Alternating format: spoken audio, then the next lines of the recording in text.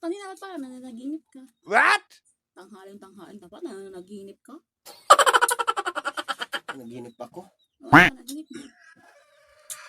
Ayaw ko sabihin. Akin na lamang yun. Sarap ng panaginip ko. Nanaginip lang naman yun. Hindi naman totoo yun. Ayaw ko sabihin. Panaginip lamang yun. Huwag mong subukan.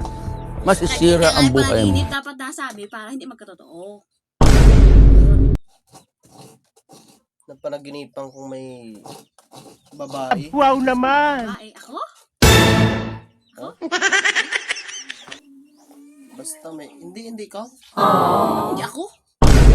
Sabihin na nanaginip na yung mga bae? Babae sa panaginip ko. Ang babae sa panaginip ko ay napakaganda. Sexy. Patangos ang ilong. Mahaba ang buhok.